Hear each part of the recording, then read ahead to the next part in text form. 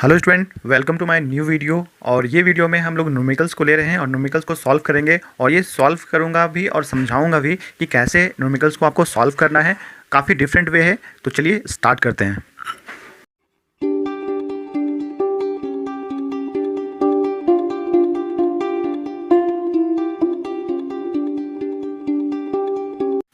चलिए स्टार्ट करते हैं। फर्स्ट क्वेश्चन, गुड्स और a service are sold Kota to Mumbai for 20,000 and then from Mumbai to Pune. If the rate of GST is 12% and profit is made at Mumbai is 5,000. Find the net GST is paid. The dealer at Pune is the individual. देखिए इसमें find जो करना है हम लोगों को, वो क्या फाइंड करना है, पुणे GST जो पेड कर रहा है वो कितना पेड कर रहा है। ठीक है, तो सबसे पहला चीज़ याद रखना है आपको, सॉल्व करने से पहले ट्रांजैक्शन को हम डायग्राम के थ्रू रिप्रेजेंट करेंगे, उसके बाद हम इसे सॉल्व करेंगे। अगर ये वे में आप सॉल्व करते हो तो आपका क्वेश्चन कभी गलत नहीं होगा। ठीक है, अगर आपका कैलकुलेशन अच्छा है तो। ठीक है, तो चलिए हम स्टार्ट करते हैं। देखिए सबसे पहला जो स्टेट है मेरा कोटा, देन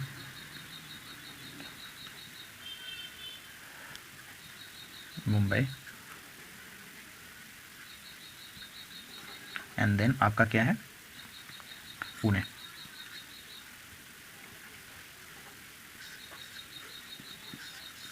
देखिए ये जो कोटा है वो आपको मालूम है कि ये राजस्थान स्टेट से बिलोंग करता है, मुंबई महाराष्ट्र एंड पुणे महाराष्ट्र। तो सिंपल सा समझिएगा कि यहाँ पे दो स्टेट के बीच में थ्री ट्रांजैक्शन हो रहे हैं। तो सबसे पहले हम इसको ट्रांजैक्शन को रिप्रेजेंट करेंगे। याद रखिएगा, हमेशा क्वेश्चन को सॉल्व करने से पहले आप ट्रांजैक्शन को रिप्रेजेंट कीजिएगा डायग्राम के थ्रू, उसके बाद ही सॉल्व कीजिएगा। ठीक है, तो देखिए डायग्राम के थ्रू आपको मालूम है कि मुंबई ने परचेस किया था 20,000 और वो परचेस कहाँ से हुआ है, कोटा से। तो कोटा सेल क्या होगा, दैट मीन्स उसका सेलिंग प्राइस होगा 20,000।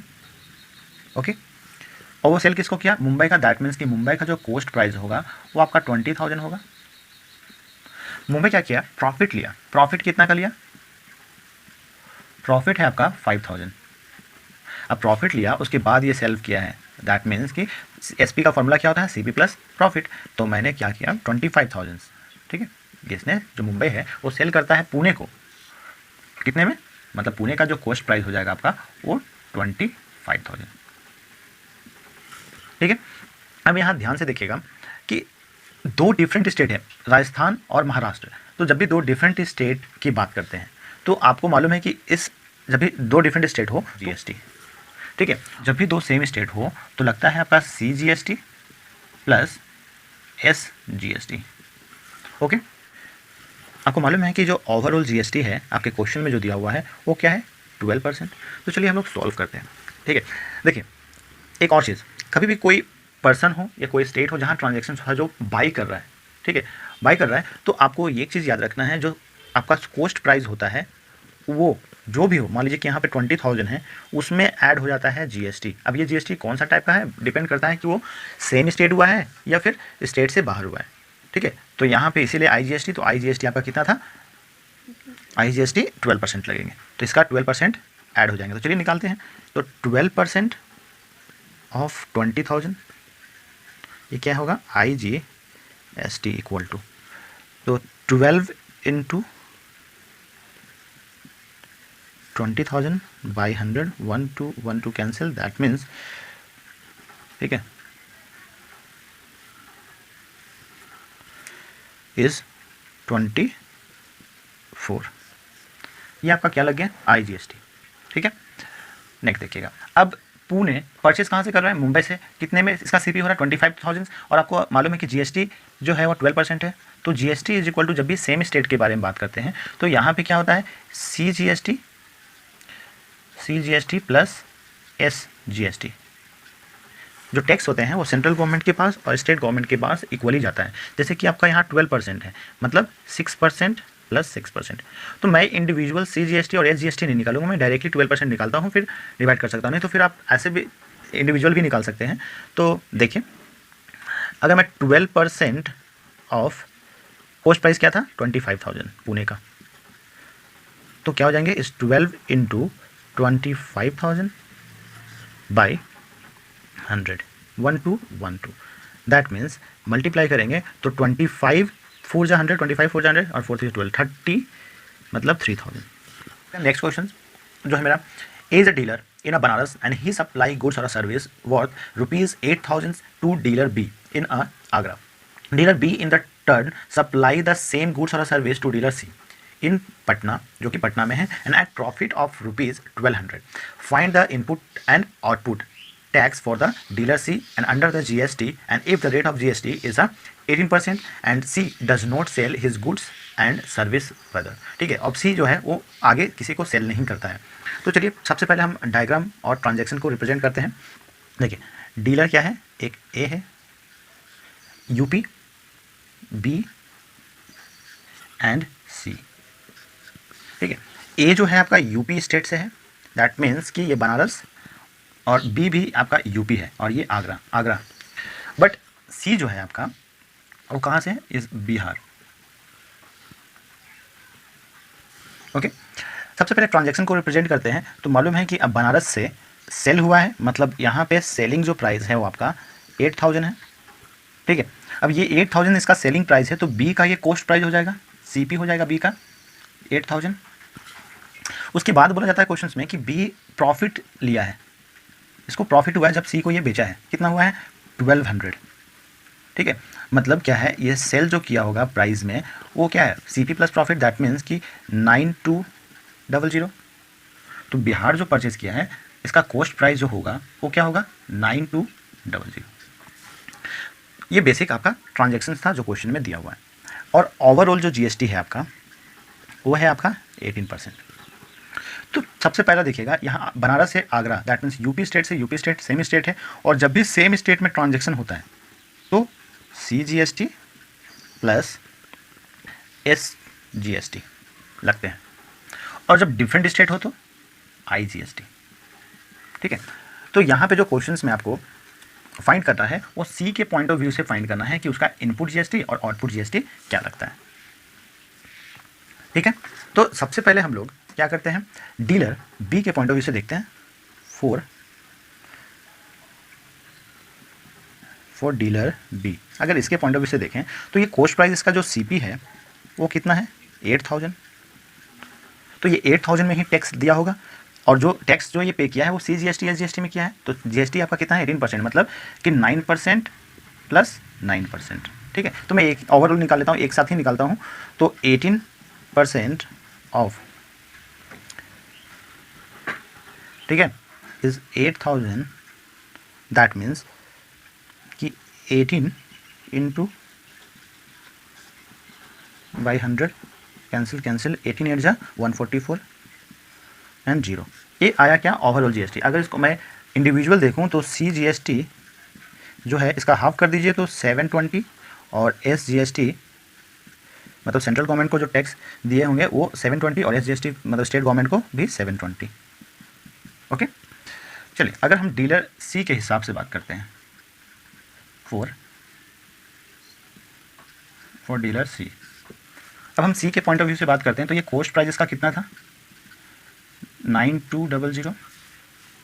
अब इसने जो पे किया वो क्या है, टैक्सेस जो आई जीएसटी में पे किया, तो आई जीएसटी आपका कितना, जीएसटी कितना था, 18%. तो 18% ऑफ निकाल लेता हूँ मैं, 18% ऑफ कॉस्ट प्राइस जो था 92, तो 18 इंटू 9200 बाई 100, 1212.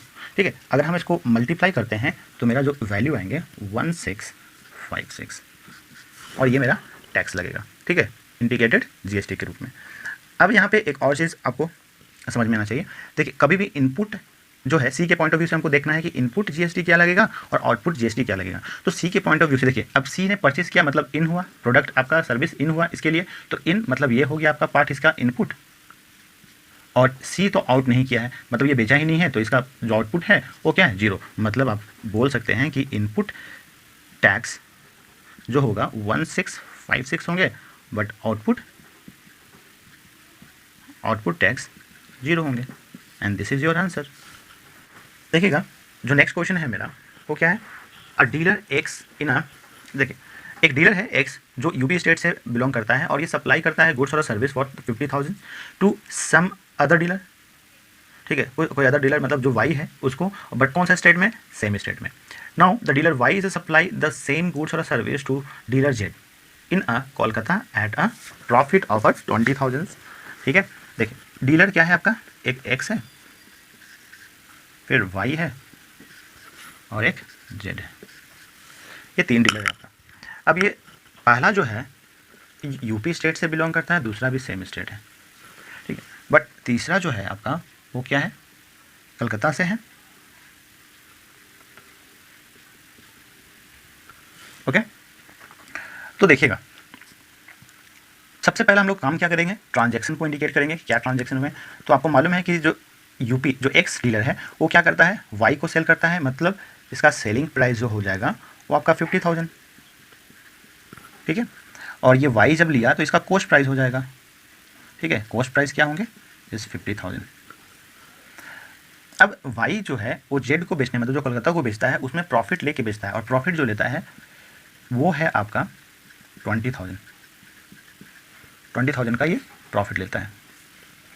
तो आपको मालूम है कि अगर वाई जो सेल करेगा वो कितने करेगा, C P plus profit, that means कि 70,000 में, और ये 70,000 में कौन कर देगा, सी पी जो होंगे वो होंगे क्या, 70,000। ठीक है, ये बेसिक ट्रांजैक्शन था जो क्वेश्चन में आपके दिए हुए हैं। अब यहाँ पे जीएसटी के बारे में बात करें तो आपको मालूम है जब सेम स्टेट हो, एक्स और वाई का जो बीच में जो ट्रांजैक्शन हो रहे हैं वो सेम स्टेट के बीच में हो रहे हैं, तो सेम स्टेट के बीच में हमेशा याद रखना है आपको कि C G S T plus S G S T. ठीक है, और 2 डिफरेंट स्टेट हो तो आई जी एस टी। अब आपसे क्वेश्चंस में यहाँ बोला गया है, फर्स्ट क्वेश्चन इसमें दिया हुआ है, और आपको मालूम है कि जो ओवरऑल जीएसटी है, पहले पहले देख लीजिए, जो ओवरऑल जीएसटी है वो कितना है आपका, इस 28%। चलिए पहला क्वेश्चन देखते हैं। फर्स्ट क्वेश्चन जो आपका है उसमें बोला गया है कि आउटपुट इनपुट टैक्सेस जो है फॉर डीलर वाई। अब डीलर वाई आपका यहाँ है, जहाँ से ये खरीदा है, जहाँ से इन हुआ, जहाँ डीलर के पास आया, दैट इज़ द इनपुट जो टैक्स लगेंगे, और जहाँ ये सेल किया और जो टैक्स लगे that is the output tax. तो हम लोग सबसे पहले समझते हैं कि, चलिए सबसे पहले आप डायरेक्टली देखते हैं कि इनपुट कहाँ से है, ये 15,000, मतलब ये सीपी में लगेगा, सीपी जितने में ये खरीदा है उसमें प्लस जीएसटी, तो जीएसटी 18% था, और जो कि ओवरऑल जीएसटी 28 है, और ये 14% प्लस 14% किस में, सी जीएसटी और एस जीएसटी में बढ़ेगा। तो आप इसको डायरेक्ट में भी निकाल सकते हैं और आप एक एक करके भी सॉल्व कर सकते हैं। तो मैं डायरेक्टली सॉल्व कर रहा हूँ और आप एक एक करके सॉल्व कीजिएगा, या फिर आप डायरेक्ट वे में भी सॉल्व कर सकते हैं। ठीक है, ठीक है, लॉन्ग क्वेश्चन है, इस बोर्ड में नहीं हो पाएगा, तो हम डायरेक्टली सॉल्व कर ले रहे हैं। आप देखिएगा, देखिए आपको मालूम है इस 28% है, मैं यहाँ पे क्या लिख सकता हूँ, C G S T plus S G S T equal to 28%। That means कि 28% ऑफ 50,000। तो आप इसको लिख सकते हैं 28/100 इंटू 50, 1212, ये कैंसिल आउट हो जाएंगे। मल्टीप्लाई कीजिए 28 इंटू 500, 8 5 ज़ा 40, 5 2 ज़ा 10 एंड 4 14 एंड 20। ओके, मतलब 14,000 आपका लगेगा इनपुट, और इसको हम लोग क्या बोल सकते हैं, इज़ इनपुट टैक्स। किसके रिस्पेक्ट में, वाई के रिस्पेक्ट में। अब नेक्स्ट देखते हैं इसका वाई के रिस्पेक्ट में आउटपुट क्या लगा है, तो इससे आउट क्या है, आउट सेल कोलकाता को सेल हुआ है, तो इसका कॉस्ट प्राइस क्या था, 20। तो आपको मालूम है कि जो आई जी एस टी यहाँ लगेगा, और आई जी एस टी आपका 28% ही होंगे, दैट मीन्स कि 28% of 70,000 is 28 into 70,000 by 100, 1212 equal to 56 and 7 2 14, और आपका 14 और 5 19 00, और ये जो होगा वो आपका क्या होगा, आउटपुट टैक्स। ठीक है, तो आप डायरेक्टली लिख सकते हैं कि जो इनपुट टैक्स आया है वो है आपका 1। ओके,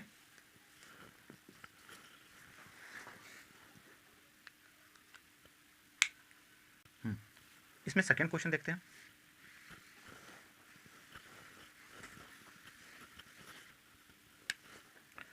इसी में इसका सेकेंड क्वेश्चन था मेरा, नेट जीएसटी फाइंड करना है। तो आपको मालूम था है कि इनपुट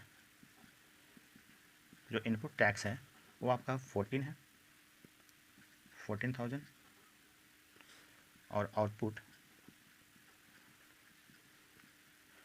टैक्स आपका 19,600।